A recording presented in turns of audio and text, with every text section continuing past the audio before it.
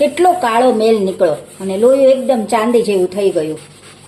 Hello everyone, આજે આપણે એલ્યુમિનિયમના લોયાને નાવાના સાબુથી કેવી રીતે સાફ કરવું એ વિડીયો લઈને આવી છું. તો ચલો વિડીયો શરૂ કરીએ. જો આ મારી એલ્યુમિનિયમનું લોયું છે. અંદરથી કેટલું કાળું થઈ ગયું છે. ઘણીવાર આપણે પાણી ખરાબ આવતું હોય અથવા તો આપણે કોઈ વાર સ્ટીમર તરીકે એનો યુઝ કરતા હોય તો લોયું કાળું થઈ જાય. હવે આ લોયાને આપણે 5 મિનિટમાં એકદમ નવા જેવું કેવી રીતે કરવું એ વિડીયો આજે હું તમારી સાથે લઈને આવી છું. તો ચલો આપણે જરા પણ વાર કર્યા વગર વિડીયો શરૂ કરીએ.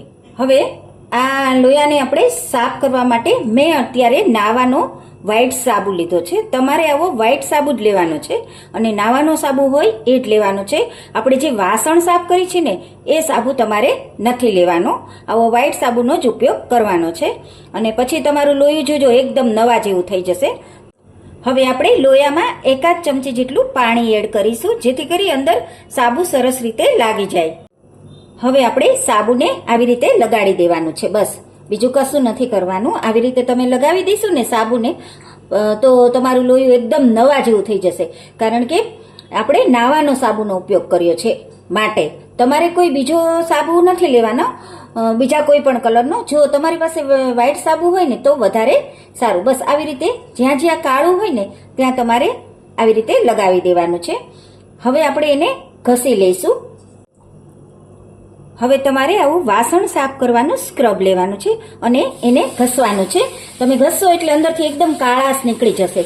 તમે જોઈ શકો છો કે હજી તો મેં ખાલી સ્ક્રબરને લગાવ્યું જ છે, હજી ઘસવાનું સ્ટાર્ટ કર્યું નથી. એટલું ત્યાં તમે જોઈ શકો છો કે કેટલો કાળો મેલ નીકળવા માંડ્યો. આ એક કમાલ છે. એટલે તમે વ્હાઈટ સાબુ લઈ અને તમારા કોઈ પણ એલ્યુમિનિયમના વાસણ હોય, કુકર હોય કે લોયું હોય કે તપેલી હોય તો તમે એને આવી રીતે લગાવી અને પછી એને સ્ક્રબરથી ઘસી લેશો ને તો તમારું લોયું એકદમ સફેદ થઈ જશે, એકદમ ચાંદી જેવું લાગશે. જુઓ કેવી રીતે હું ઘસી રહી છું. બસ આ ટ્રીક તમારે ફોલો કરવાની છે. અને જો તમારું લોયું વધારે ગંદુ હોય ને તો તમારે વ્હાઈટ સાબુ વધારે લગાવવાનો છે અને પછી સ્ક્રબરથી એને ઘસી શકો છો. જો તમને મારો આ વિડીયો પસંદ આવે ને તો લાઇક, શેર અને સબસ્ક્રાઇબ કરવાનું તો માય ડિયર ફ્રેન્ડ જરા પણ ન ભૂલતા. અને મેં આવી રીતે બધા જ વિડીયો મારી ચેનલ પર મૂકેલા છે, જેમ કે વોશિંગ મશીન કેવી રીતે સાફ કરવું, નોનસ્ટિક પેનને કેવી રીતે સાફ કરવું, એ બધાની લિંક હું ડિસ્ક્રિપ્શન બોક્સમાં મૂકી દઈશ, ચેકઆઉટ કરી લેજો. બસ આવી રીતે હું ઘસી લઉં છું. તમે જોઈ શકો છો કેટલો કાળો મેલ નીકળ્યો અને લોયું એકદમ ચાંદી જેવું થઈ ગયું.